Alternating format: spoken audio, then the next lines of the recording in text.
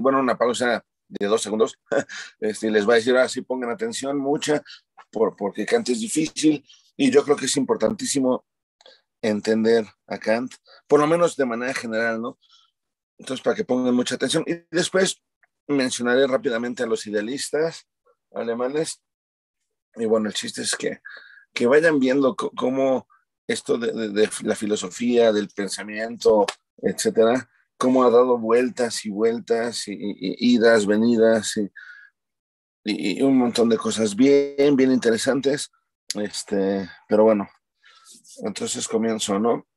Nosotros nos quedamos la vez pasada justamente en el inicio de la modernidad. Dijimos que hacia el siglo XVII, en el XVII, tanto en Francia con René Descartes y como en Inglaterra con Francis Bacon de Berulamia, se daba inicio la filosofía moderna, ¿no? Obviamente con base en lo importante que había hecho el Renacimiento, pues, en volver a colocar en el centro de la reflexión al ser humano y a su razón, su capacidad racional para conocer, ¿no? Porque en el medievo ya sabemos que el centro estuvo en Dios, ajá, el centro estuvo en Dios, en Dios como creador y como garante del conocimiento, ajá. Y bueno, el Renacimiento volvió a poner al ser humano junto con la razón, y la razón como esa facultad liberal, es decir, relacionada con la libertad, ajá, lo cual había permitido los cambios en astronomía, en matemáticas, en geografía, en un montón de cosas, ¿no? Entonces, el Renacimiento volvió a poner a la razón en el centro, y ya los modernos ya intentan justamente hacer que o sea, explicar cómo es que esta razón, el ser humano, pues, con ella, logra conocer las cosas. Ajá. Dijimos que la racionalismo y empirismo,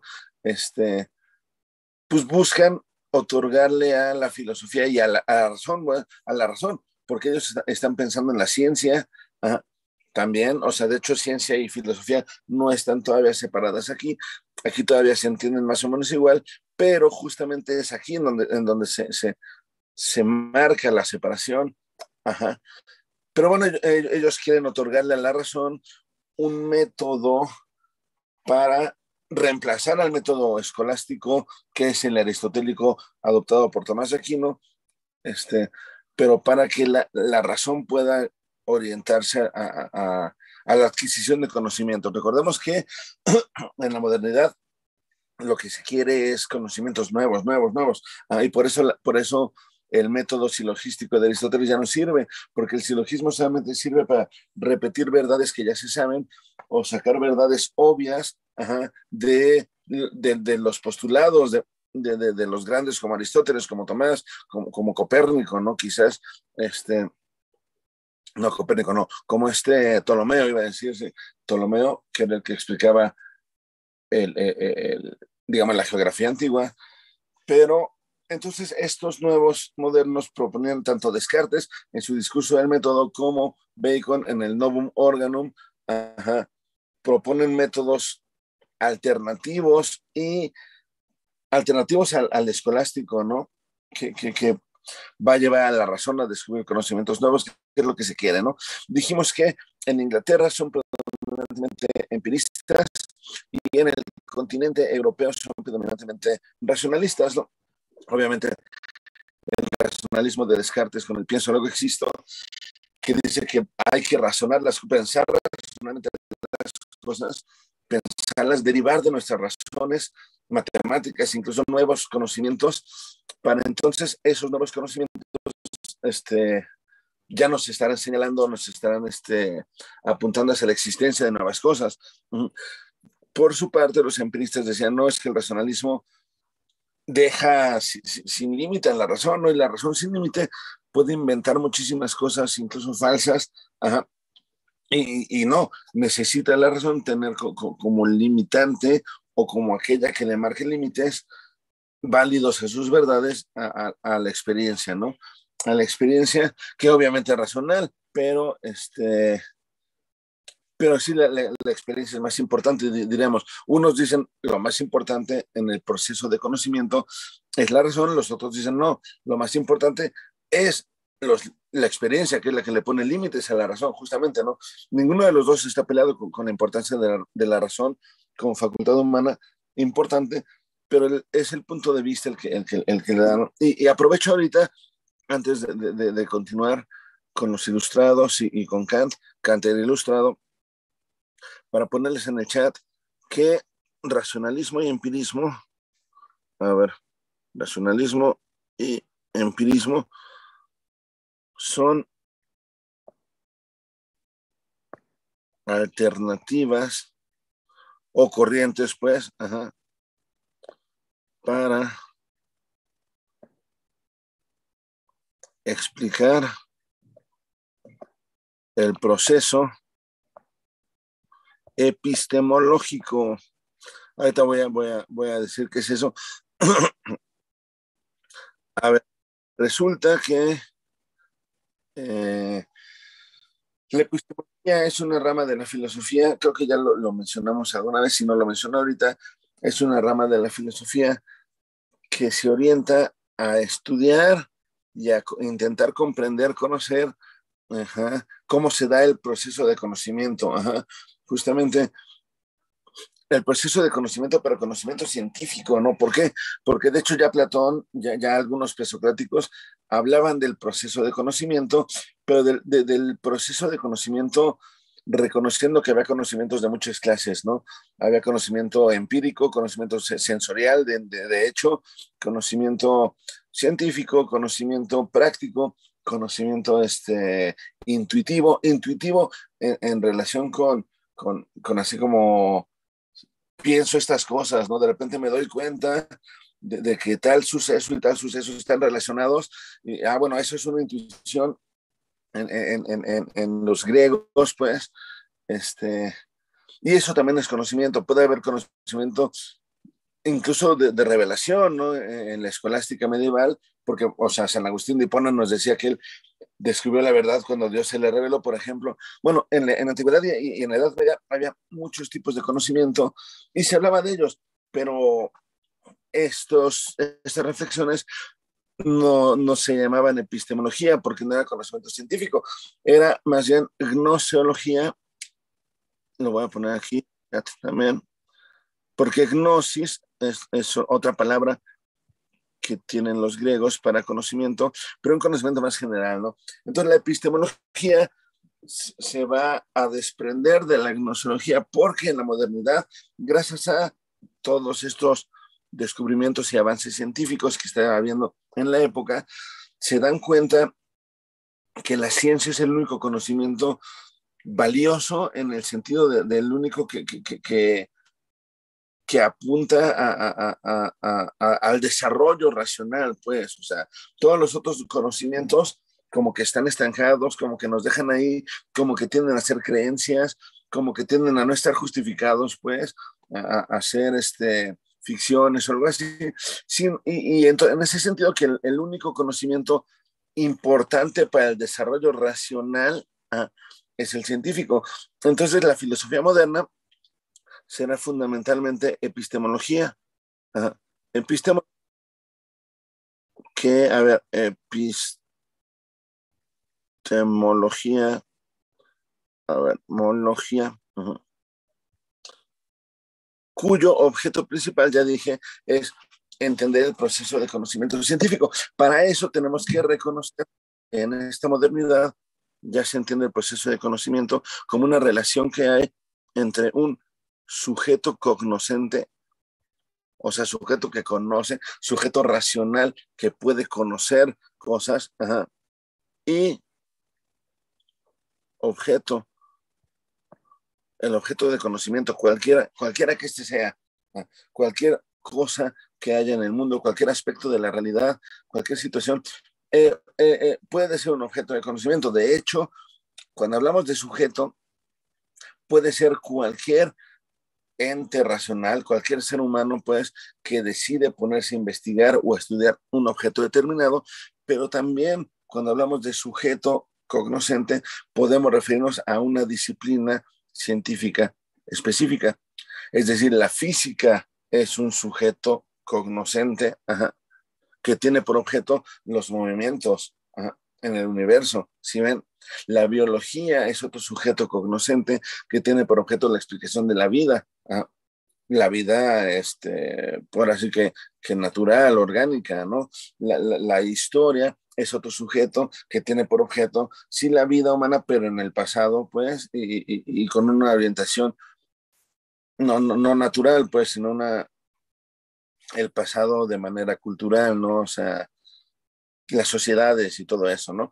Entonces, cada ciencia se puede erigir como un sujeto y cada investigador o cada estudioso de la ciencia, de cada una de las ciencias, también es un sujeto, ¿no? Es decir, es importantísimo esto porque justamente con Kant vamos a ver que es un problema esto de, más bien que existe un problema gracias a los racionalistas y empiristas, porque, a ver, por ejemplo, ustedes díganme, los racionalistas dicen la razón es el principio del conocimiento, ¿no? Y los empiristas dicen lo es la experiencia. A ver, les pregunto yo a ustedes, piénsenle, para los racionalistas, ¿qué sería más importante en el proceso de conocimiento? ¿El sujeto o el objeto?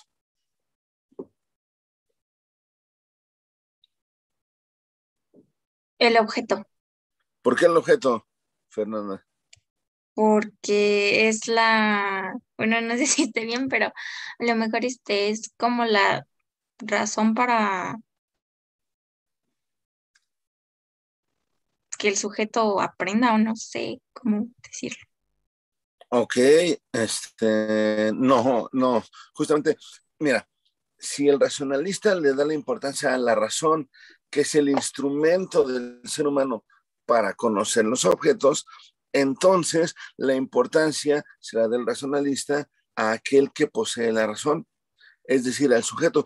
Muy bien, Fernanda, muy bien que lo intentaste pensar en estos términos, está muy bien, felicidades, pero sí, bueno, la respuesta estuvo mal, pero el intento estuvo bueno, sí, porque intentaste abstraer acá de alguna manera lo que estoy diciendo y relacionarlo, pero sí, sí ves, Fernanda, como la importancia tiene que ser al sujeto, porque si el racionalista le da la importancia a la razón, no importa que sea el objeto, no importa qué características tenga el objeto, no importa eso, lo importante es el instrumento que tiene el sujeto para conocerlo. Ajá. Entonces los racionalistas, lo pongo en el chat, racionalismo le da la importancia al sujeto. Mientras mejor desarrolle el sujeto su razón, más conocimiento va a tener del objeto. Ajá. Entonces, lo importante es el sujeto. En cambio, el empirista, Fernanda, obviamente, ahora sí puedes decirme a qué le da más importancia el empirismo.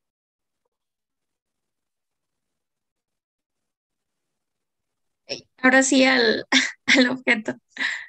Ahora sí, el objeto, sí, muy bien, muy bien. Bien, entonces, ¿por qué? Porque para el empirista lo importante es la experiencia, lo importante es lo importante son aquellas características o conjunto de razones o de características racionales más bien, que informan al sujeto, que informan a la razón acerca de ella. La verdad está en el objeto, simplemente el objeto nos echa en cara a los objetos de tal manera que podamos comprenderlo. Que es totalmente diferente al racionalismo. ¿Sí ven? Sí se entiende esto.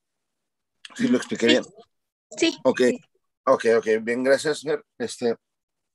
Y entonces el asunto es, dice una profesora de la Catlán, bueno, el marxismo, Adolfo Sánchez Vázquez, que ya murió, y otros, hay una profesora en Acatlán que es argentina y es marxista, pero justamente dicen que este asunto de que en la modernidad unos le tiran al sujeto, bueno, unos apuestan por el sujeto y otros apuestan por el objeto, eso dicen ellos, que haya una escisión o una separación en el mundo.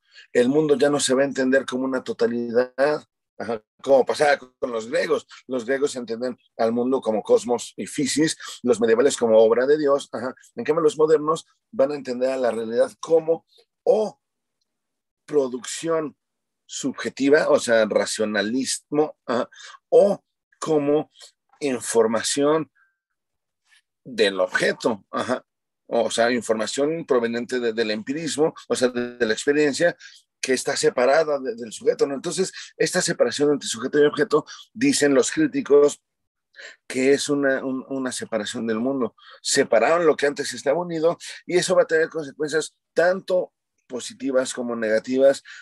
Bueno, positivas en cuanto al desarrollo de la razón científica, por ejemplo, pero negativas en cuanto a otras circunstancias que después veremos, ¿no? Que los posmodernos llegan a señalar y todo esto, que tiene que ver con la frialdad y con el desinterés que llega a tener el ser humano con respecto al mundo en general.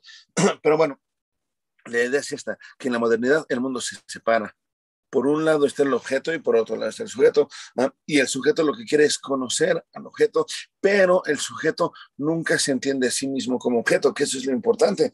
Eso es algo problemático que ya hasta después, hasta Hegel y otros van a empezar a poner en la mesa, pues, ¿no? Pero bueno, la idea es que después de Descartes y de Bacon, que es en el siglo XVII, todos los filósofos en Europa van siendo racionalistas y en Britania, bueno, en el Reino Unido, van siendo empiristas, ¿no? Pero ya hacia el siglo XVIII, 1700 de cacho, va surgiendo en la intelectualidad, en los filósofos, va surgiendo una preocupación social muy importante. ¿Por qué? Porque ese es el siglo XVIII ya, que empieza a ver las grandes, bueno, grandes revueltas, grandes movimientos sociales. De hecho, a finales del siglo XVIII, 1789, se levanta el pueblo francés en la Revolución Francesa, obviamente, que es la revolución más importante en la historia moderna, antes de la Primera Guerra Mundial, yo creo, pero bueno, ya desde años atrás, principios del siglo XVIII, justamente en Inglaterra, por ejemplo, se va a dar un proceso revolucionario, se va a dar la revolución de Cromwell, que va a hacer que las clases no beneficiadas o no aristocráticas de ese entonces se revolucione, pues, ¿no? Y le quite poder a los reyes. En Inglaterra es en el primer país europeo se dan estos movimientos revolucionarios. No se da con el impacto tan grande de la francesa. La francesa,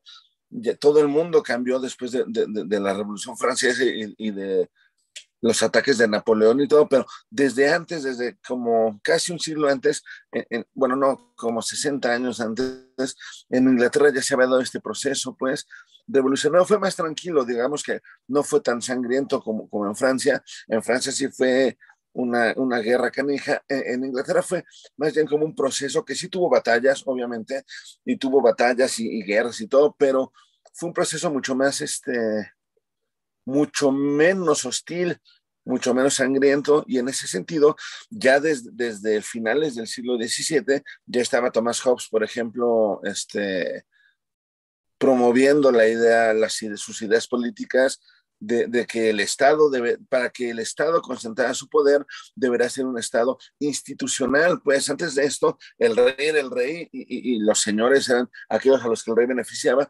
pero Hobbes decía, no, es que hace falta que se impongan instituciones que logren garantizar el poder del rey en el caso de que se elija un rey, y necesita haber parlamentos o necesita haber diferentes instancias políticas que vayan ayudando al rey a mantener su poder y todo esto, ¿no? Entonces, eso lo dice Hobbes en el Leviatán, así entre muchas cosas, pero entonces ya para el 18 se da este cambio en el modo de gobierno inglés, porque si en Francia, en los estados germánicos, en los estados italianos, en los estados hispánicos, pues españoles, sigue habiendo monarquías fuertes, monarquías que son pues casi todopoderosas, ajá, Y en Inglaterra se va estableciendo el parlamento, se va estableciendo ya no un rey, sino una especie de ministro, que es el máximo representante del ejercicio del poder.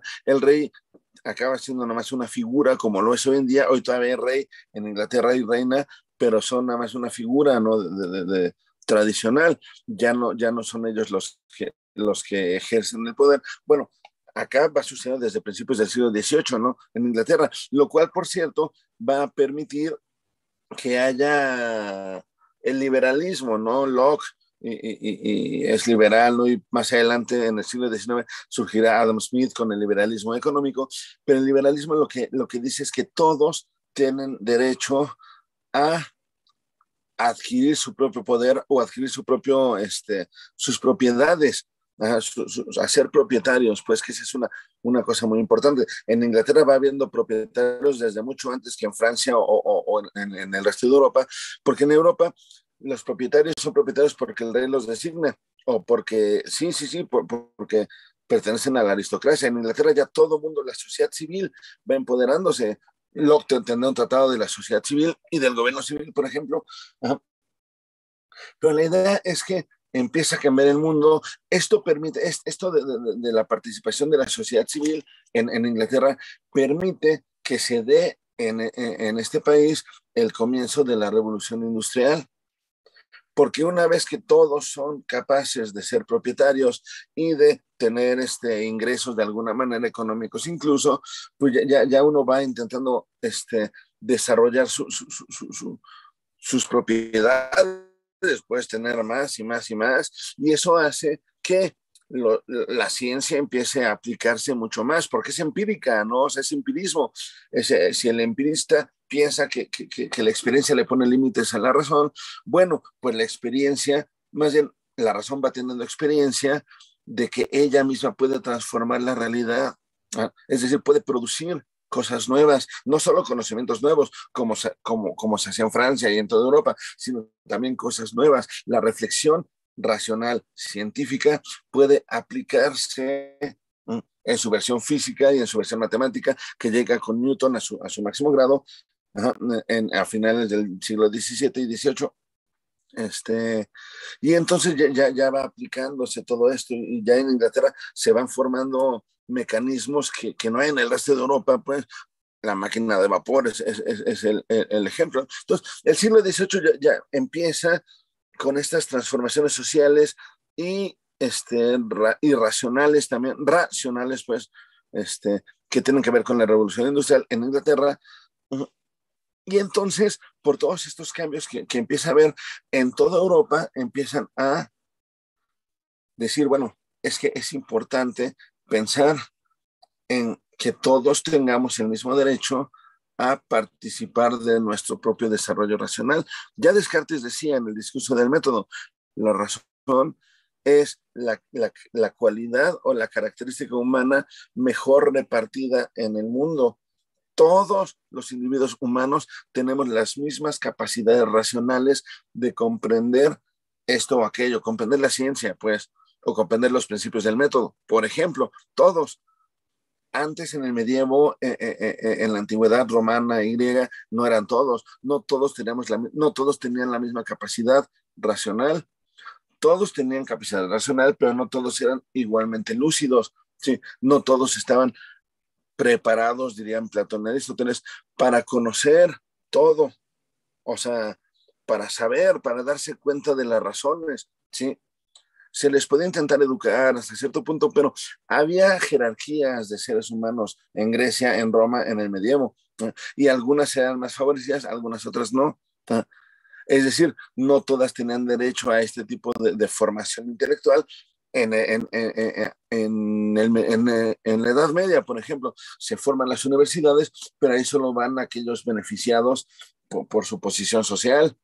No es universidad pública, pues el concepto de universidad pública surgirá hasta el siglo XVIII y el siglo XIX con este movimiento intelectual, filosófico, que se conoce como la Ilustración. Siglo XVIII, lo voy a poner en minúsculas, pero aquí está en mayúsculas. Siglo XVIII, es el siglo de la Ilustración. Y la Ilustración, retomando esto que dice Descartes en el principio, en el discurso del método, de que todos tenemos las mismas capacidades, bueno, en la Ilustración dirán, como todos tenemos las mismas capacidades racionales, entonces todos tenemos los mismos derechos a las mismas oportunidades, para desarrollar la razón. Es decir, todo el pueblo debería ser ilustrado para que todo el pueblo, toda la gente, pudiera conocer las verdades racionales que da la ciencia. ¿Sí ven? La Ilustración es un movimiento muy noble, pues, en ese sentido, porque es la primera vez en la historia que se piensa en que todo el pueblo puede ser educado, que todos los seres humanos merecen ser educados, todos los ciudadanos, pues, de cada país deben ser educados. Y quien va a ser el encargado de esta educación del pueblo es el gobierno. Antes al rey no le interesaba, el rey se educaba a sí mismo y ya cada familia, cada grupo aristocrático o incluso cada familia del pueblo elegía, bueno, si queremos que nuestro hijo sea zapatero o sea pintor o sea algo así, pues contratamos un maestro para que lo haga su discípulo y ya, ¿no? O sea, y a ver qué onda, a ver si lo educan eso, pero no había un sistema público de educación, ¿sí? Quizás en el clero, ¿no? Quizás todos los frailes, todos los monjes, ahí sí eran educados primero en la Biblia y después en otras cosas, pero tenías que ser fraile para hacerlo o ser monje, pues. En cambio acá, los ilustrados son los primeros en toda la historia que dicen, no, es que si todas las personas tienen esa capacidad racional que dice Descartes de entender los principios incluso geométricos, recordemos que a Descartes le gustaba la geometría, entonces pues todos debemos ser educados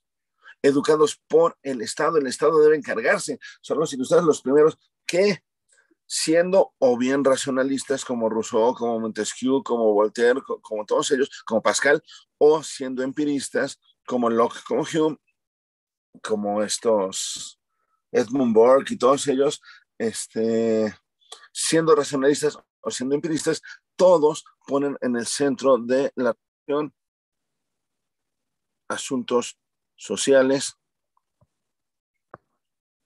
asuntos políticos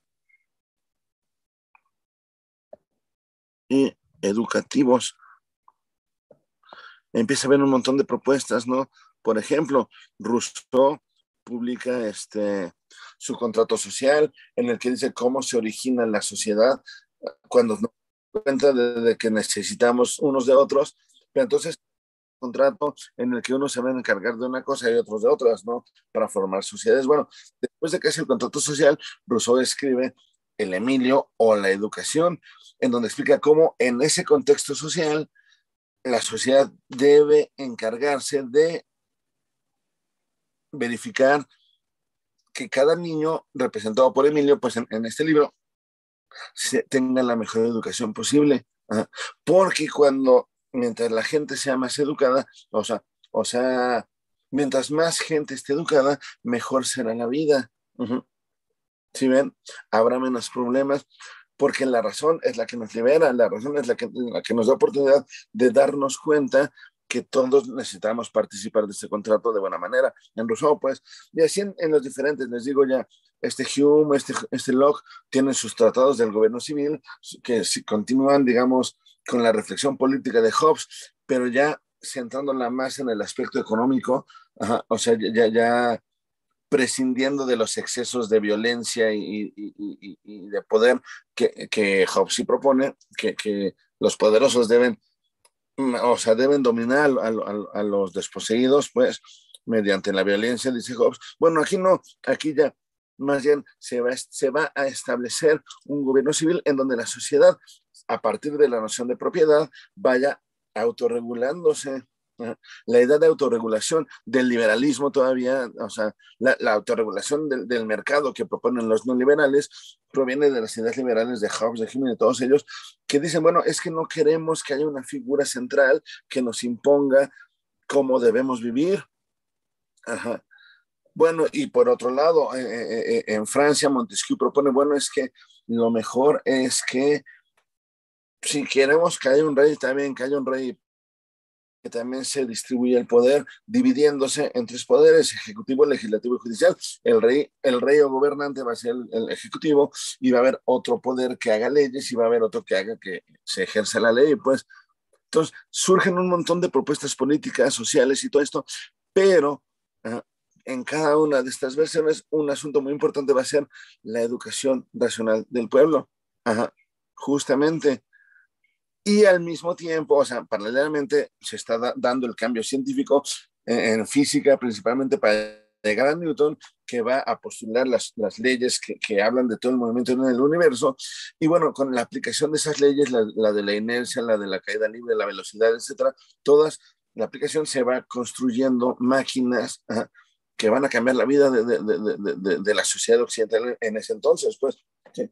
Surge la máquina de vapor y todo eso, y Londres se convierte en la capital industrial, aunque en el continente también hay ejercicios reflexivos muy importantes, filosóficos. ¿Sí? Los franceses, por ejemplo, siguen pensando que está padre que se transforme el mundo como en Inglaterra, pero es mejor llegar a concebir ideas racionales muy, muy importantes, ¿no? Como del mismo Descartes, ¿no? Y todo eso. Sí, entonces se va como mezclando todo, ¿no? En la Ilustración, aunque ciertamente unos siguen diciendo es primero la razón y otros siguen diciendo es primero la experiencia, ¿no? Es decir, unos siguen votando por el objeto y otros por el sujeto. Hasta que a mediados del siglo XVIII, a 1750 o 60 y algo así, surge en Alemania la figura de Kant. Immanuel Kant es el filósofo ilustrado alemán por excelencia. Ahora, debo decirles que es alemán nada más como por convención, porque él nació en Königsberg, que es una ciudad de Prusia Oriental. Prusia, sabemos, Alemania no existe hasta después de 1871, ¿no? Y estamos hablando de 1700 y cacho, más de un siglo antes. Entonces, Kant nace en Königsberg, que es una ciudad prusiana. Prusia era un gran estado, un reino que había en lo que, o sea, lo que ahora es la mayoría de Alemania, en donde está Berlín y todo esto, era Prusia, pero Prusia se extendía más en lo que ahora es Polonia y todo esto, y Königsberg era una ciudad que hoy en día está al interior del territorio polaco, pero políticamente ruso. O sea, ya saben cómo la geografía política es canija. Pero bueno, en la ciudad de Königsberg, donde nació Kant, ahora se llama Kaliningrado, porque es una ciudad rusa. De hecho, en el Mundial del 2000, que fue 18, ¿no? El Mundial de Fútbol, hicieron reportajes así de por qué hay armas nucleares y no sé qué en esa ciudad. Pero bueno, cuando nació Kant, a mediados del siglo XVIII, se llama Königsberg y era una ciudad tranquila, bien bonita, ¿no? Y Kant nació y estudió, él fue un filósofo ilustrado, ¿no? Es decir, decimos que es alemán nada más porque Prusia será el principal reino que conformará la Alemania actual, después del siglo XIX. Pero bueno, él nació en Prusia y él se hizo ilustrado, ¿no? Él dijo, si a él le gustó esto de la razón, y se puso a ejercitar esto, ¿no? Él fue educado siempre, y él consagró su reflexión a la filosofía, ¿no? Él dijo, yo soy filósofo y ya. Y entonces Kant se puso a pensar mucho, mucho, mucho, y hacia finales, bueno, es más o menos por 1780, por ahí, como 10 años antes de la Revolución Francesa, Kant se pone como propósito terminar con la separación entre sujeto y objeto propuesta, o sea, provocada por los racionalistas y por los empiristas. Kant escribe un libro donde va a expresar esta crítica de la razón pura. En este texto, la crítica de la razón pura, Kant va a terminar con la oposición entre racionalistas y empiristas. Va. Entonces, y esto sale dentro de la reflexión ilustrada. La reflexión ilustrada era básicamente política y educativa. Bueno, Kant tiene un texto llamado ¿Qué es ilustración? En donde dice cómo es que se puede transmitir la ilustración al pueblo y que eso es lo que debe ser. De hecho, dice Kant, el ser humano vive en una especie de infancia perpetua.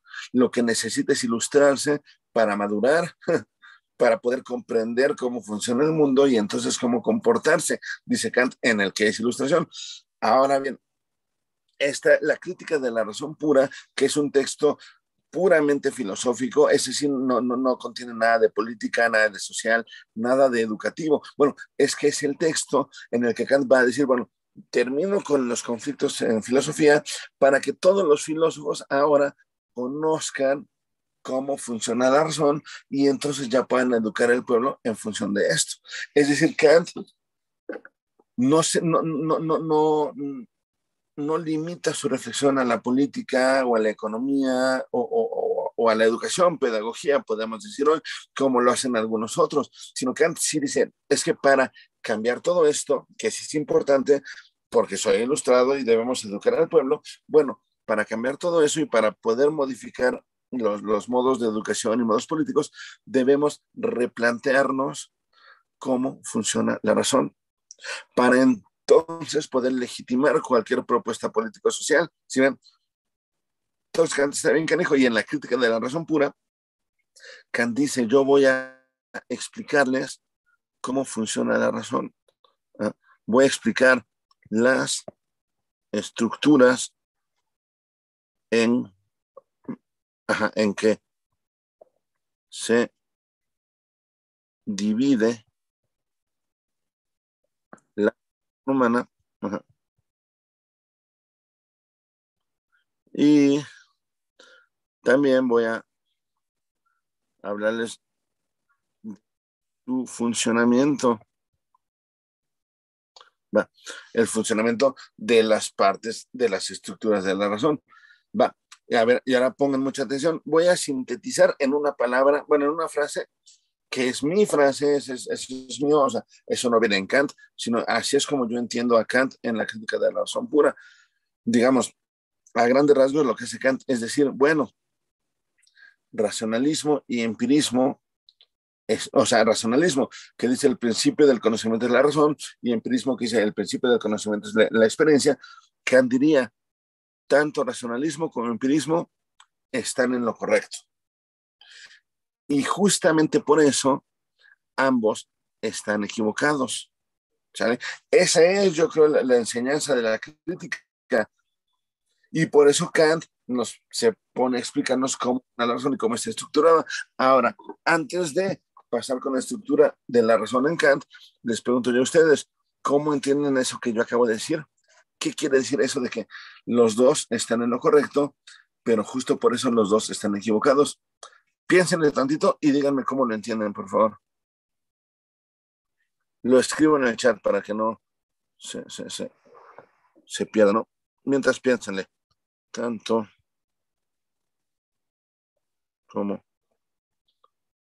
racionalismo como empirismo están en lo correcto, pero justo por eso ambos se equivocan. ¿Cómo entienden eso? Por ejemplo, ustedes, Dana, Jimena, Denise, Pablo, Armando, Ángel, Julián, Luis, Fernanda. A lo mejor se refiere a que ninguno de los dos tiene pues la verdad absoluta. Se tienen parte de verdad, pero pues A no ver, toda. explícalo un poquito más, porque estás bien, Mm, pero explícalo un poquito más. es que, ¿cómo lo digo? Em, bueno, es que ahorita, pues pensando en lo que dice, a lo mejor piensa que hay puntos que sí tienen sentido para él y otros que a lo mejor no, porque se contradicen Ok, con la otra. ¿como cuál punto no estaría en lo correcto? Ay, no había pensado tanto en eso. Ok. Fernanda, muy bien. Bien, ahora sí, estuviste bien, ahora sí, lo voy a explicar un poquito. A ver, racionalismo dice, la razón es el principio del conocimiento. En eso está bien, diría Kant. El empirismo dice, la experiencia es el principio del conocimiento. En eso está bien, diría Kant. Justamente, están mal en que piensan el racionalista, que la experiencia no es el principio, y el empirista en que piensa que la razón no es el principio. ¿Se dan cuenta? Kant piensa que las dos son el principio del conocimiento, pero como ni el racionalista ni el empirista piensa que las dos, por eso están mal. ¿Va? ¿Me di a entender o no? Sí, Sí, sí. Bien, bien, gracias, Dana, gracias, Fernanda. Va, justamente en eso está mal, en pensar que el otro no está bien, si valga el juego de palabras. Bueno, y voy a explicar. Kant sugiere, y ahora te voy a explicar cómo lo hace. Kant sugiere que tanto la razón como la experiencia son el principio de todo conocimiento. Y les voy a contar al principio de la crítica de la razón pura, ya de los capítulos, es después de los, tiene como 3 prólogos y tiene una introducción y no sé qué. Bueno, ya que empieza la crítica, dice Kant, lo voy a citar aquí, ¿no? Todo conocimiento, no, más ya no, lo voy a decir bien. La experiencia es el principio de todo conocimiento. Todo conocimiento se origina en la experiencia. Eso ahí parecería empirista, sin embargo, añade Kant, pero toda experiencia, que ahí es donde está el cambio, aquí es lo importante, está determinada a priori por las estructuras de la razón. A priori, la clave está en el concepto a priori. A priori es una locución latina, pues. Los latinos querían decir a priori es todo aquello que es verdadero sin importar que se haya tenido experiencia de eso. A priori, todos los seres humanos tenemos derechos. Eso es algo a priori. Si ven, hoy en día, todo ser humano tiene derecho a la vida, a la libertad, a la igualdad. Eso es a priori. Porque no es necesario esperarnos a ver cómo es la persona para ver si tiene derecho a la vida. No. Todas las personas tienen derecho a la vida, ¿sí o no? Eso es a priori. En el medievo, por ejemplo, Dios a priori es perfecto y es bueno. No hace falta tener experiencia de que Dios es perfecto y bueno para decir que lo es, por ejemplo. De hecho, si nos esperamos a tener experiencia, como no tenemos experiencia de Dios, pero sí de la vida, y la vida suele ser como pesada y fea, pues muchos pensarían, no, pues Dios no es bueno. No. A priori Dios es bueno, no importa qué tan mal te vaya a ti en la vida. Dios es bueno a priori para los medievales, y para los católicos, bueno, pues todavía no. Para nosotros, a priori, todo ser humano tiene derecho a vivir, a priori. No es necesario preguntarnos quién es, no, a priori, no importa en dónde, ¿sí ven? Para los romanos, por ejemplo, a priori, ellos como romanos tenían derechos sobre los otros pueblos, a priori. No importa, no, o sea, no necesito ver si son fuertes, débiles, si son de cierto color de piel, no importa ver si son metaleros o reggaetoneros, no, el romano piensa, yo soy mejor que ellos y yo puedo dominarlos, porque lo piensa a priori, si ven, antes de cualquier experiencia. De hecho, a priori es latín. Ajá. A priori se contrapone con a posteriori, y a posteriori es hasta que se tiene experiencia. Por ejemplo, yo a priori digo, o sea, yo digo a priori, soy romano y tengo derecho a conquistar tal pueblo.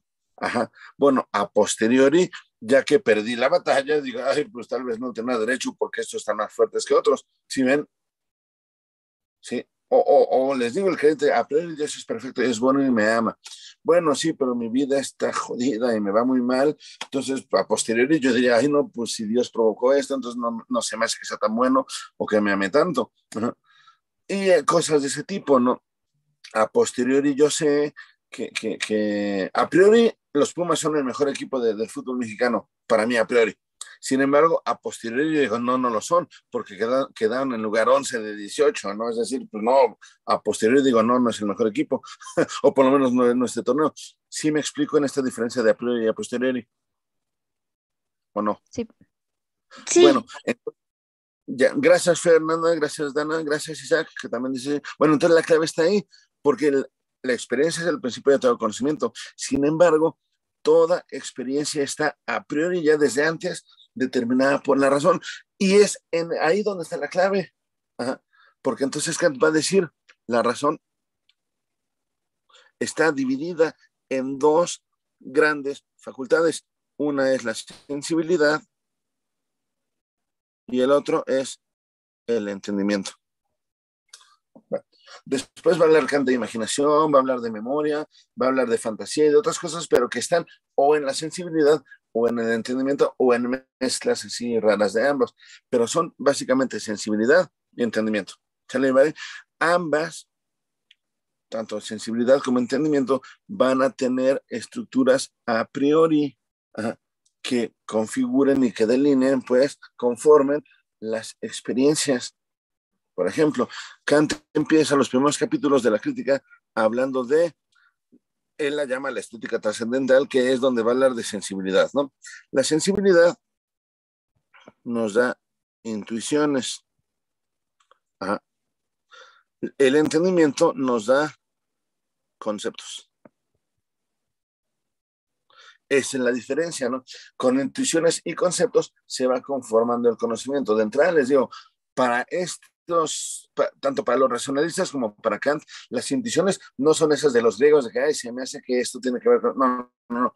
Las intuiciones aquí son sensibles. Lo que yo veo, oigo, olfateo, saboreo o toco, eso es intuición. Es decir, yo intuyo colores, yo intuyo formas, yo intuyo tonos, yo intuyo sonidos, yo intuyo texturas, ajá. Intuyo incluso temperaturas, ¿no? Frío, calor, con el tacto, ajá. Yo intuyo sabores, yo intuyo olores. Esas son las intuiciones sensibles. Y los conceptos son, bueno, libro, botella de agua, ¿no? En otro tipo de botellas, en perro o nube o arbolito, ¿no? Esos son. La sensibilidad me da intuiciones y el entendimiento me da conceptos. Sin embargo, ambos tienen estructuras a priori. Es decir, en la sensibilidad, va a decir Kant, existen dos intuiciones, intuiciones puras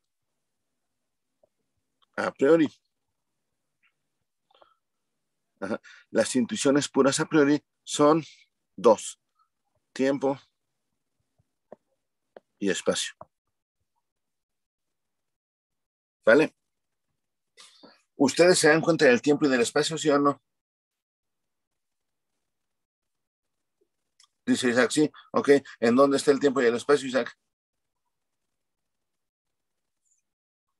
Porque yo puedo decir, pues yo veo en el tiempo y en el espacio un libro, ¿dónde? Aquí está el libro, ¿no? Mi libro de Shakespeare. Ajá. Yo puedo decir, una botella de agua, sí, ¿dónde? Aquí está. Sin embargo, ¿en dónde está el tiempo? ¿O en dónde está? Ajá, no se ve, pero se siente. Entonces, si se siente, pero no se ve, se oye el tiempo, se huele el tiempo, se saborea el tiempo o se toca el tiempo. Porque eso es como sentimos. Es que justamente sí se siente porque es de la sensibilidad, tanto el tiempo como el espacio, pero nosotros solamente vemos cosas, objetos que hay en el tiempo y en el espacio. Al tiempo y al espacio no los vemos porque son estructuras de nuestra mente, ¿se dan cuenta? De nuestra sensibilidad, ajá, que nos hace nuestra sensibilidad intuir formas, colores, sonidos, olores o texturas, ajá, en el espacio y en el tiempo, porque todo lo que tocamos, vemos, olemos, oímos, saboreamos, está en el espacio y en el tiempo. ¿Sale, vale? Ahora, estas estructuras, tiempo y espacio, determinan a priori toda experiencia posible. Son, dirá Kant, condición de posibilidad, condición de posibilidad de toda experiencia posible, valga la redundancia, eso de posibilidad y posible, ¿no? Justamente, toda experiencia que tenemos de objetos son en el espacio y en el tiempo.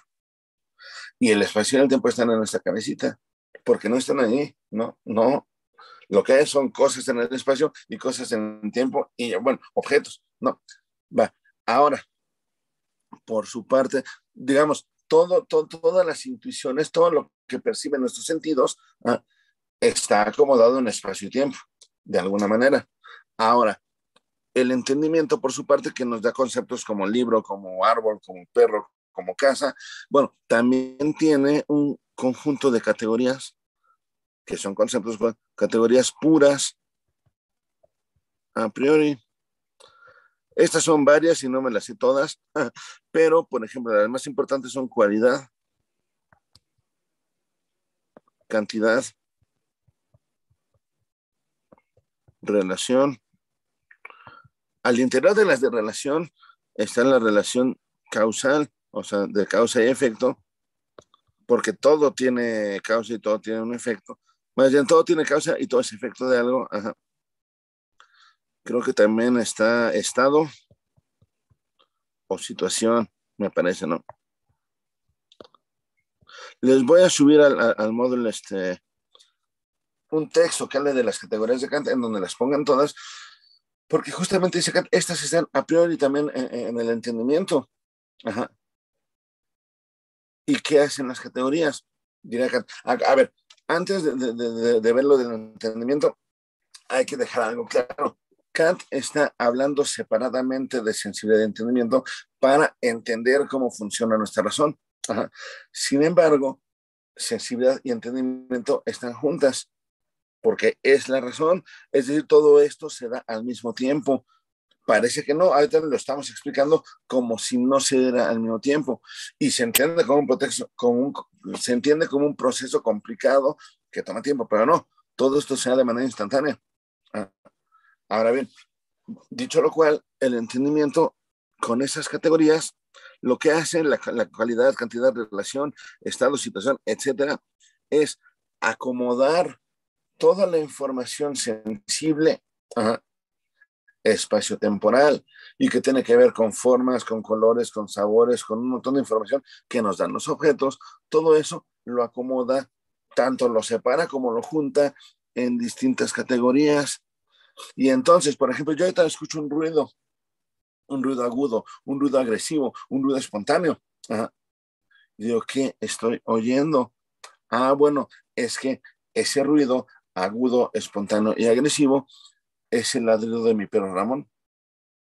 Ramón, que es mi perro, vio que pasó el perro del vecino enfrente de la casa, se puso a ladrar, no, se puso a ladrar, y Ramón tiene un ladrido muy agudo, o sea, no es grave como otros perrotes, ¿no? Sino es, como es un perro mediano, es un ladrido medio agudo, y es súbito, pues porque estaba tranquilo y agresivo, porque es el otro perro, ¿no? Entonces le está mentando a la madre con el ladrido, porque se llevan mal. Bueno, toda la información sensible que yo tuve de los sonidos, el tono, lo agudo, etcétera, etcétera, es procesado por las categorías de mi entendimiento y dicen, bueno, ese es un sonido repetitivo, pero es uno. Ajá. Su cualidad es que es agresivo, suena así como fuerte, ¿no? Así como sí, agrediendo, ¿no? De alguna manera, tiene una causa, ¿cuál? Pues mi perro, porque es un ladrido. Ajá. Tiene una situación, pues, que está viendo que está pasando el perro. Es decir, mi entendimiento lo va acomodando a priori, en las categorías a priori, toda la información sensible. Y entonces dirá Kant, la experiencia que yo tuve, y lo pongo aquí, después de que la información sensible en espacio y tiempo se acomoda por las categorías, yo ya tengo experiencia de objetos. Y yo ya puedo decir, es que acabo de tener la experiencia de mi perro Ramón ladrando. Ajá. Yo no oí un ladrido, yo no oí un sonido agudo. Yo escuché a Ramón. ¿Sí ven? Así como si yo oigo, no sé, que se cae mi librero, yo oigo a mi librero caerse, no oigo un ruido ni un estruendo, ni un golpe, no. Yo escucho a mi ropero caerse. Ajá. Yo escucho objetos, yo veo objetos, yo experimento objetos. Esa es la idea, lo cual se logra gracias a esta construcción de la experiencia por parte de sensibilidad espaciotemporal y entendimiento. ¿Sí me di a entender o no? Sí. Es decir, Kant dice la sensibilidad y el entendimiento que trabajan juntos y trabajan siempre porque todo el tiempo estamos teniendo experiencia de objetos, todo el tiempo son los que determinan la experiencia que vamos a tener de los objetos. Van a ser las que van a crear los objetos, porque los objetos son aquellas cosas como las vemos. Yo aquí puedo ver una figura prismática, no prismática medio irregular, ¿no? Con colores azulito, rojito y como cafés, así, ¿no? Y que es pesado, ¿no? Porque tiene más de 1000 páginas. Bueno, yo no experimento eso. Mi vista, mi tacto, todo esto intuye eso, pero yo experimento mi libro de dramas históricos de William Shakespeare. ¿Sí ven? Yo experimento el objeto, así como experimenté el objeto, mi perro Ramón ladrando, en vez de los sonidos. ¿Sí ven? Nosotros estamos acostumbrados a escuchar un ruido, diría Kant, no, escuchaste tal cosa. Lo que pasa es que muchas veces no sabes qué escuchas. Ajá. Entonces ya tienes que decir, pues nomás es un ruido, porque tu entendimiento no lo categoriza, ¿sí ven? Aunque también el entendimiento es medio mañoso, porque si yo escucho un ruido en la noche que no conozco, no lo puedo categorizar como un objeto que conozca. Mi entendimiento puede jugarme la broma, decirme, es que es un fantasma, es que es un vampiro, es que es un hombre lobo. De hecho, si leen Drácula, por ejemplo, en Drácula hablan de un vampiro, obviamente los vampiros no existen, ¿no? Aunque hay un editor que dice que sí, que el conde Drácula sí existió y que sigue ahí, un tal Klinger, es interesantísimo, pero bueno, sabemos que no. Sin embargo, ¿han leído Drácula ustedes o no? No. No, ok, bueno, si algún día llegan a leer Drácula, piensen en lo siguiente. No, tampoco Isaac, ni Fernando, ni Dana. Ok, bueno, si algún día leen Drácula, que es muy bonito, ahí hablan de un vampiro, obviamente un vampiro no existe, todos saben quién es el conde Drácula, y digamos, a mí mi entendimiento, si yo escucho un ruido en la ventana, en la noche, y no veo nada, y me imagino, o veo sombras, ¿no? Que me hacen pensar en murciélagos volando, yo voy a decir, chale, es un vampiro. Ajá. Y es porque no lo sé, pero bueno, en el libro de Drácula, el doctor Van Helsing, ustedes seguramente saben quién es Van Helsing porque fue el que fue Wolverine, ¿no? Ese actor la hizo de Van Helsing en las películas. Bueno, en el libro no, en el libro es un viejito, es un doctor que va y él se pone a investigar el caso de una enferma, de Lucy Westenra, una chava que está enferma, ¿no? Muy enferma. Y él, justamente experimentando diferentes cosas, ajá, y relacionándolo con los síntomas de la chava, llega a la conclusión, él solito, sin decirle a nadie primero, de que es un vampiro. Quiere comprobar que es un vampiro, entonces hace experimentos poniendo ajo y cosas, y después una señora lo quita y otra vez la chava amanece mal. Es decir, Van Helsing es muy empirista, como todos los ingleses, ¿no? En el libro, y llega a la conclusión, es un vampiro porque se ajusta a un conjunto de categorías que él sí tiene, porque Bram Stoker inventó que había libros que hablaban de esto. De hecho, sí hay libros, ¿no? Hay un tal Agustín Calmet que en la Edad Media hizo un tratado completo de los vampiros. Ahí, creo que ya lo tengo, luego a ver si se los paso, si les interesa. Pero Van Helsing, o sea, trabajan de manera muy empírica, muy empirista, y también muy kantiana, porque primero lo que no conoce lo va adecuando a sus categorías, las que él tiene, y concluye que es un vampiro, pues, ¿no? Y resulta que sí es. Es decir, incluso en esta ficción que es Drácula, se nos puede ejemplificar muy bien el método kantiano, bueno, primero el empirista, ¿no? El método empírico, y después con Kant, ¿no? Porque sí, digamos, ya las estructuras mentales del doctor Van Helsing ya tiene las categorías que incluyen lo vampírico como parte de lo existente, y entonces ya dice, bueno, es tal cosa. ¿Sí ven? Y así funciona la experiencia, así funciona la razón de entrada determina la experiencia, y toda la experiencia de objetos que tengamos es la construcción de nuestra sensibilidad y nuestro entendimiento. ¿Sí?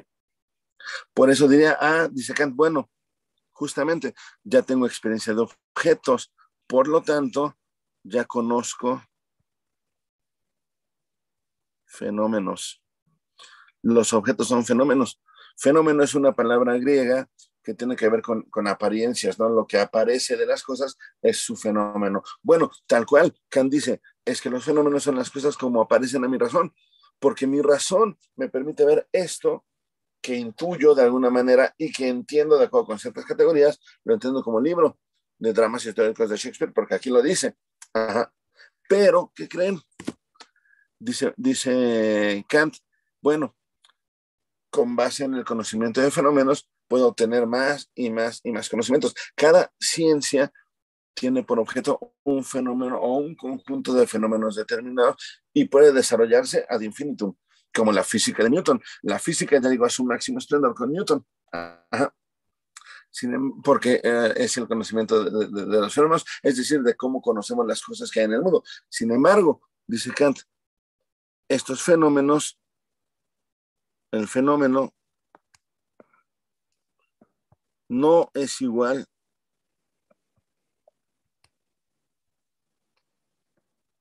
a las cosas, a cómo son las cosas, independientemente de la razón. Ahora te explico esto. Es decir, los fenómenos son las cosas como la razón las puede entender, y debo decir una cosa antes de continuar. Para Kant, más bien todos los individuos, todas las personas humanas, pues, todas las personas racionales, es decir, todos, vamos a tener el mismo conjunto de categorías, el mismo conjunto de intuiciones, espacio y tiempo. Por lo tanto, todas las personas vamos a conocer lo mismo cuando conozcamos algo científicamente. Si no conocemos lo mismo, si no percibimos lo mismo y no categorizamos lo mismo, entonces no estamos haciendo ciencia. Y será opinión, o será cuento, o será literatura o algo. Si estamos haciendo ciencia, va a ser lo mismo. El ejemplo son las matemáticas, porque para todos es lo mismo, 2 y 2, 4, y ya. No hay quien pueda opinar que 2 y 2, 5 porque va a estar equivocado. Bueno, eso es porque las estructuras de la razón son universales, son iguales para todos. Va.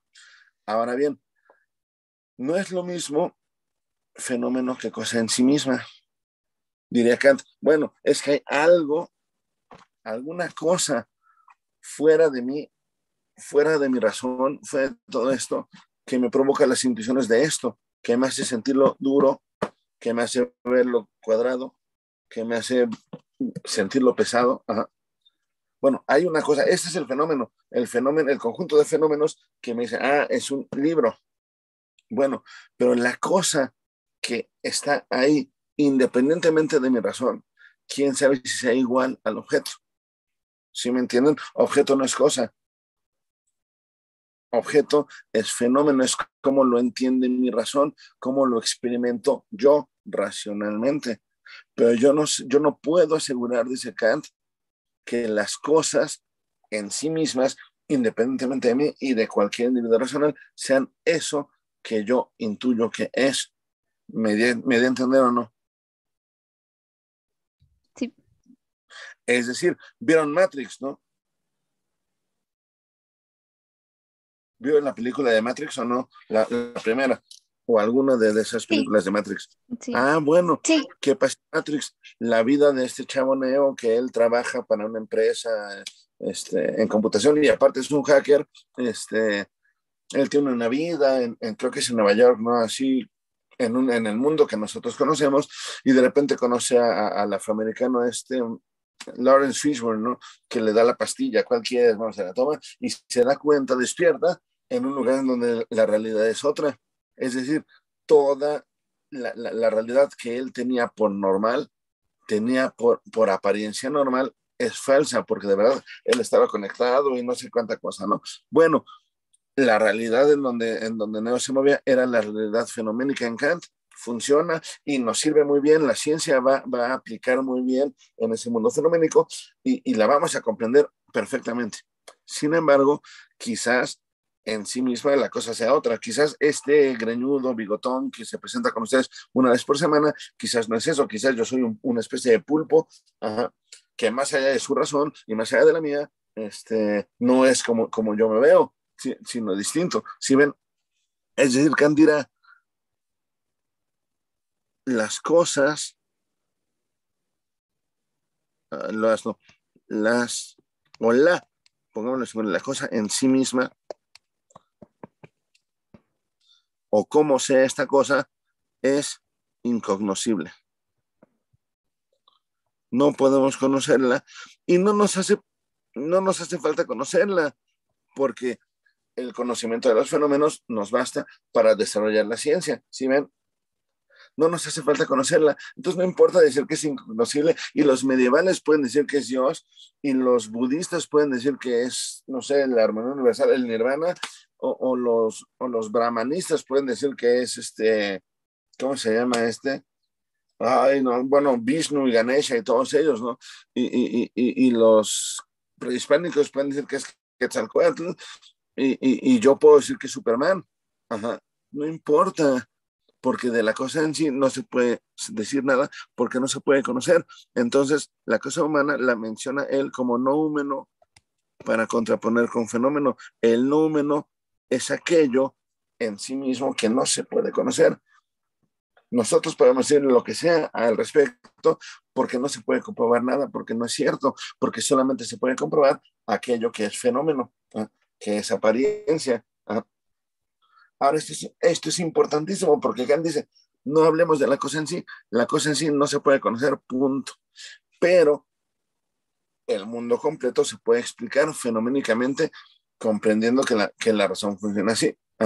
Y entonces Kant ahí le abre la puerta a las ciencias como vienen avanzando, como vienen progresando con Newton y con otros en diferentes ámbitos científicos, ¿no? Y dice, ahí está, así funciona la razón.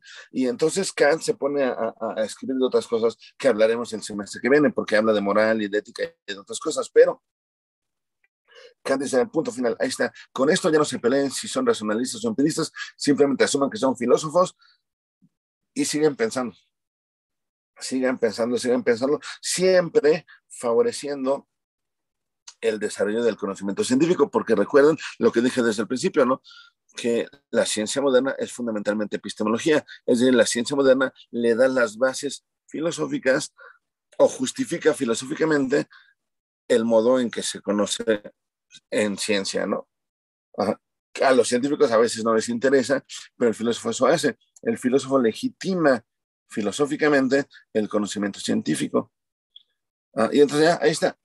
Ya podemos conocer todo el mundo y todo. Kant es un tipo muy importante, porque sí logra con su filosofía abarcar todos los ámbitos del conocimiento fenoménico, que es el que funciona porque es en el que vivimos. Nadie de nosotros, seres humanos, vive independientemente de su razón. Por lo tanto, no importa qué es el fenómeno, y pueden hacerse novelas al respecto, ¿no? Y no pasará nada. Sin embargo, bueno, antes del sin embargo, y con esto, Kant revolucionó el pensamiento, ¿no? De hecho, Kant fue contemporáneo de Goethe, de Schiller, que son los padres del romanticismo, ¿no? Con el Sturm und Drang, ¿no? De hecho, Schiller tendrá una serie de estudios en donde dice, bueno, él habla de estética y habla de ciencia y habla de historia, y él dice, bueno, para entender cómo concibo yo la historia, yo la estética, pues tenemos que admitir que Kant está bien. Sí. Lo mismo hacen los románticos, lo mismo hacen los idealistas, todos se vuelven kantianos en Alemania entre finales del siglo XVIII y el XIX. Digamos, los primeros seguidores en filosofía de Kant son los idealistas alemanes, idealismo alemán, que los tres principales son Fichte, Schelling y Hegel. También por ahí hay un renegado que es Schopenhauer. Él no es idealista alemán, pero es contemporáneo de ellos. De hecho, se lleva mal con ellos. Schopenhauer, me faltó una A. Ajá. De Schopenhauer hablaremos en la siguiente sesión, ya que vayamos a hablar de Nietzsche y todo esto, pero los idealistas alemanes le deben todo a Kant. Ellos son los primeros que dicen, Kant está en lo correcto, Kant está bien, hay que estudiar todos a Kant para ver cómo funciona la razón. Sin embargo, como ellos no son científicos, sino filósofos, tienen una objeción. Ajá. ¿Cuál se imaginan ustedes que será la objeción que le pondrán estos nuevos filósofos a Kant?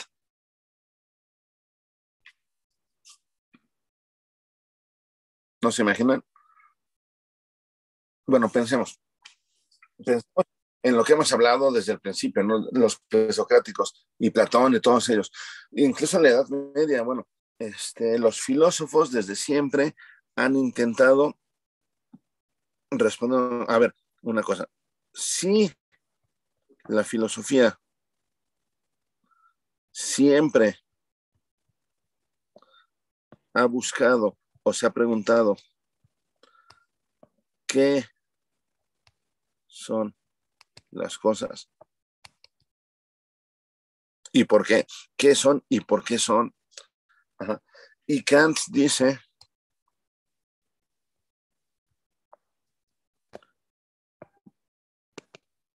que no podemos saber qué son.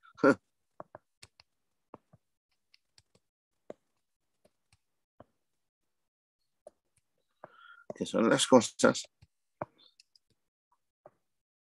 Entonces Kant de alguna manera está renunciando a la filosofía por alguna razón.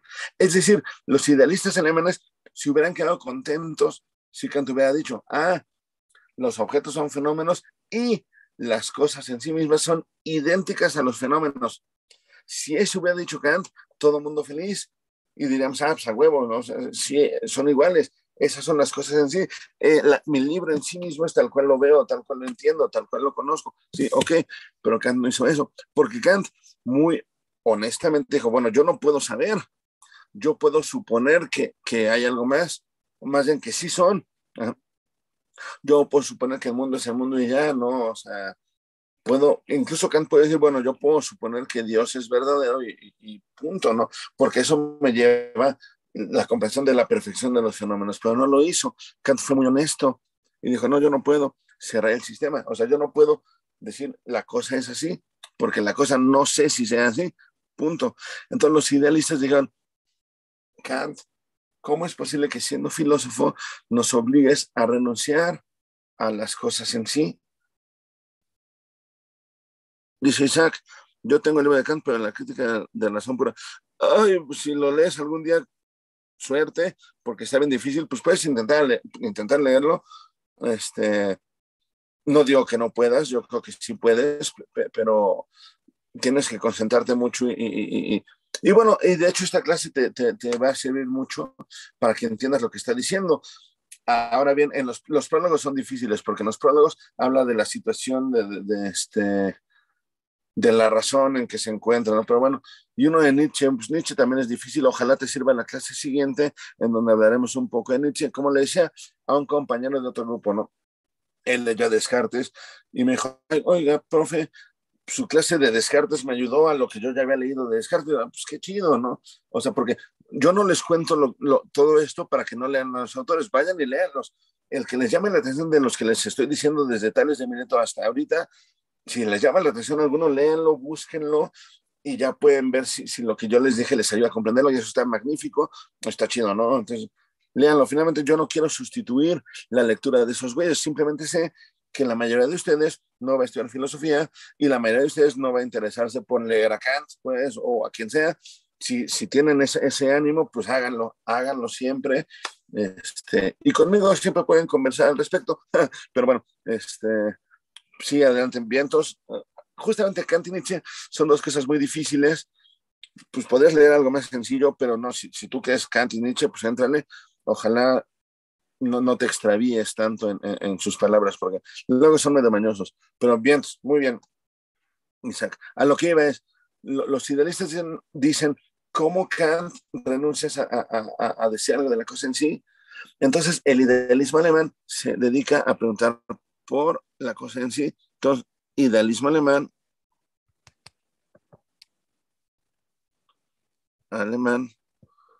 pregunta por la cosa en sí. Tanto las cosas en sí mismas, cada una, como la cosa que está detrás de todo, la esencia del mundo, pues, ¿no? Esa que decía Parménides que era el ser uno perfecto y el movimiento de ser éxito, todo esto, ¿no? Ahora, los alemanes idealistas hacen algo muy interesante porque la cosa en sí la identifican con lo absoluto, la entienden como lo absoluto, porque en la etimología latina de absoluto la entienden como lo absoluto, el conocimiento absoluto, porque absolutum es lo que está suelto de, lo que se suelta de lo que hay allá, ab implica contraposición y solutum es suelto, pues solutum liberado de lo que ya no depende de nada. Ajá. Lo que es, la cosa en sí misma, pues tú la llaman absoluto y dan diferentes posiciones. A grandes rasgos, porque ya me estoy cansando, les puedo decir lo siguiente. Schelling, que me gusta mucho Schelling a mí, o me gustaba mucho en cierto momento, pero Schelling propone, a ver, si Kant no le entró a decirnos que la cosa en sí es porque Kant nos dijo nada más cómo funciona la ciencia y la ciencia funciona con fenómenos, punto. Sin embargo, Kant ya nos está diciendo tanto el entendimiento como la sensibilidad forman parte de la razón. Ajá. Es decir, lo sensible es racional y Kant nos explica cómo lo sensible colabora al conocimiento científico, pero eso no excluye, diría Schelling, que haya otro tipo de sensible. Por ejemplo, lo sensible que nosotros percibimos cuando contemplamos el arte, lo sensible que nosotros experimentamos cuando nos relacionamos con otro, o sea, los sentimientos, las sensaciones, ¿no? Las relaciones, digamos, lo sensible cuando experimentamos algo religioso. Dice Schelling incluso dirá, bueno, pues si Meister Eckhart y San Agustín de Hipona y no sé cuántos decían, Santa Teresa de Jesús, decían que habían tenido la revelación mística de Dios, pues no tengo por qué no creerles. Bueno, esa experiencia también es sensible. Y diré así, bueno, esas experiencias ya del arte, ya de la moral o ya de la religión, también son sensibles. Y ya nos dijo Kant que la sensibilidad es razón. Por lo tanto, el acceso racional, aunque no necesariamente intelectual, pero sí racional, es decir, sí de la sensibilidad a la cosa en sí, al absoluto, quizás sea por esos medios. Quizás cuando estamos extasiados en la contemplación de una obra de arte, quizás ahí lo que se nos revela es el absoluto. Quizás cuando nos enamoramos o nos compadecemos de alguien o somos empáticos, diríamos hoy en día, con alguien, realmente sentimos lo que el otro, quizás ahí se nos está revelando el absoluto. Quizás lo que se le reveló a Agustín de Hipona, a Teresa de Jesús o a Meister Eckhart no fue otra cosa que el espíritu absoluto que ellos llamaron Dios. Sí. Entonces, quizás la experiencia racional, porque es humana, de lo absoluto, no es igual a la experiencia científica, que esa necesita la participación de las categorías. ¿Sí ven? Entonces, Schelling propone una alternativa como otra. Y como Kant ya dijo, sensibilidad es razón, pero entonces ya no hay manera de decirnos que es irracional ni el arte, ni la religión, ni la vida moral, por ejemplo. ¿Me siguieron ahí o no? Sí me di a entender.